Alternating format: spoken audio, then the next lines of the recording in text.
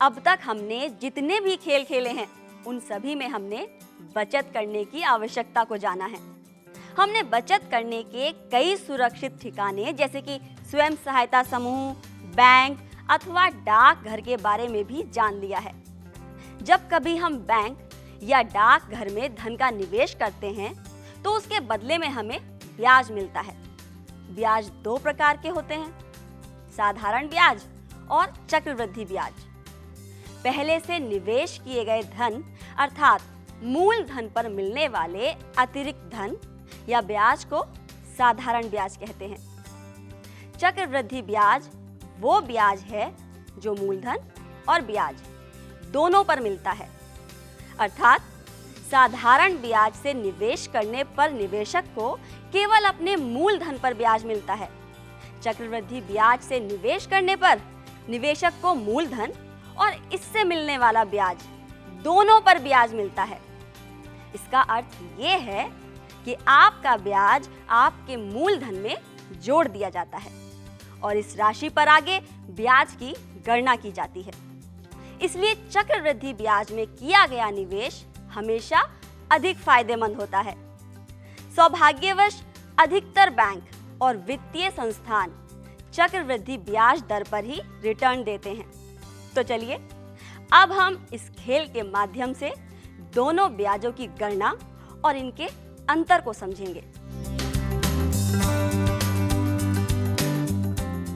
इस खेल को खेलने के लिए हमारे पास वर्ष 1 की समाप्ति पर, वर्ष 2 की समाप्ति पर, वर्ष 3 की समाप्ति पर, वर्ष 4 की समाप्ति पर और वर्ष 5 की समाप्ति पर जैसे अन्य चिन्हों के साथ कार्ड और प्ले कार्ड होंगे, जिन्हें प्रशिक्षक एक लाइन में सुरक्षित अंतराल में दीवार पर टांग देता है। इनके नीचे अर्थात दूसरे और तीसरी लाइन में हर एक वर्ष की समाप्ति पर निवेशित मूलधन पर प्राप्त किया हुआ साधारण ब्याज और चक्रवृद्धि ब्याज को गणना सहित कार्ड या प्ले कार्ड पर बारी-बारी प्रदर्शित करता है। साथ ही साथ इन दोनों ब्याजों की गणना और इनके अंतर को सभी खिलाड़ियों को समझाता रहता है।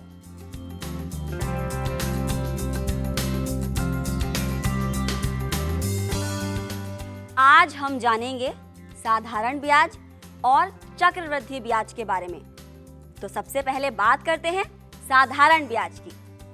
अच्छा, मुझे ये बताइए कि अगर आप लोग 5 साल तक के लिए निवेश करते हैं तो कितना धन निवेश करेंगे? बहन जी 5,000 रुपये। 5,000 रुपये। तो अब ये 5,000 रुपये आपका मूलधन हो गया। मान लीजिए कि बैंक आपको हर साल 8% ब्याज दर देने को तैयार हो गया, तो पहले साल के अंत में 8% की ब्याज दर से कुल ब्याज हुआ 400 रुपये। यानी वर्ष 1 की समाप्ति पर कुल धनराशि हुई 5,400 रुपये।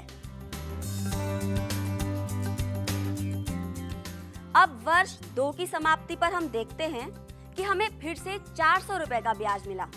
यानी वर्ष 2 की समाप्ति पर कुल धनराशि हुई 5,800।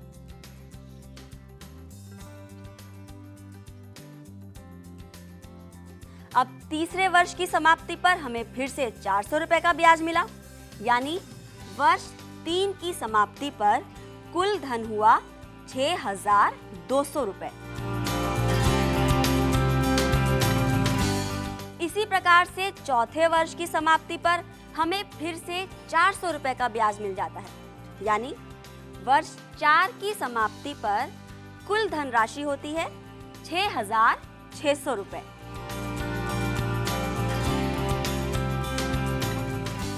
अब अंत में 5वें वर्ष की समाप्ति पर हमें फिर से 400 रुपये का ब्याज मिलता है। यानी वर्ष 5 की समाप्ति पर कुल धन 7,000 रुपये हो जाएगा। क्या आप सभी धन में वृद्धि करने का एक और तरीका यानी चक्रवृद्धि ब्याज से निवेश का तरीका समझना चाहते हैं? जी हाँ। ठीक है। साधारण ब्याज से निवेश करने पर आपको केवल आपके मूलधन पर ब्याज मिलता है, लेकिन चक्रवृद्धि ब्याज से निवेश करने पर आपको मूलधन और इससे मिलने वाला ब्याज दोनों पर ब्याज मिलता है। इसका अर्थ ये है कि आपका ब्याज आपके मूलधन में जोड़ दिया जाता है और इस नवीनतम राशि पर आगे ब्याज की गणना की जाती है।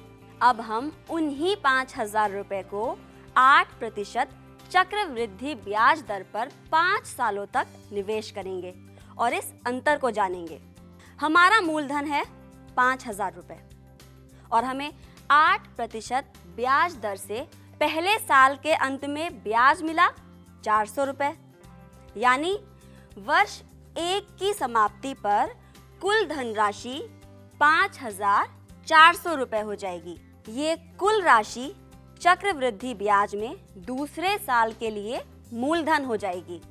अब दूसरे वर्ष के लिए 5,400 रुपए को मूलधन समझा जाएगा और 8% ब्याज दर पर वर्ष 2 की समाप्ति पर हमें 432 रुपए का ब्याज मिलता है, यानी वर्ष 2 की समाप्ति पर हमारा कुल धनराशि 5,832 रुपए हो जाएगी।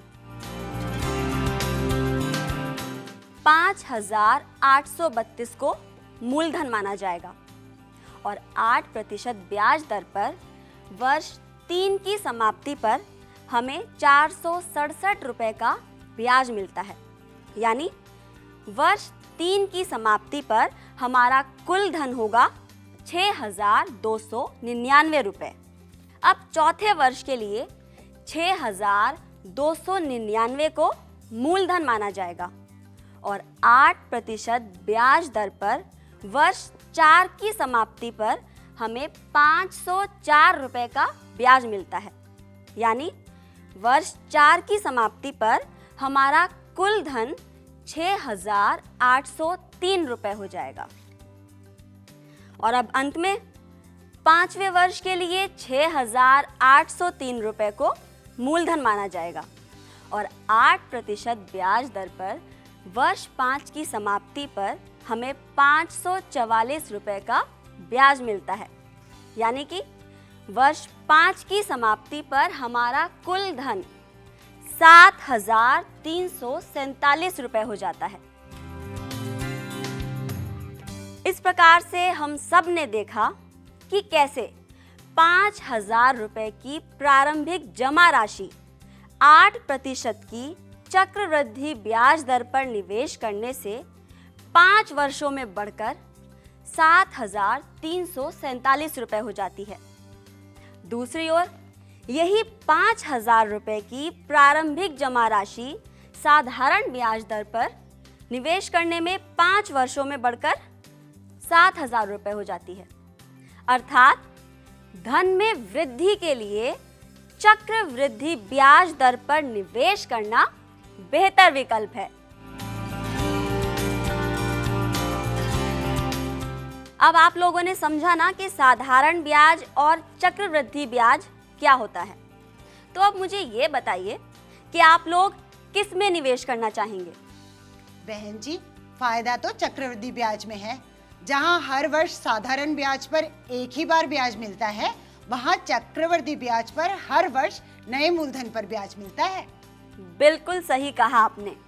चक्रवृद्धि ब्याज में निवेश करना साधारण ब्याज में निवेश करने से ज्यादा फायदेमंद होता है और सौभाग्यवश अधिकतर बैंक और वित्तीय संस्थान चक्रवृद्धि दर पर ही रिटर्न देते हैं। तो क्या समझे?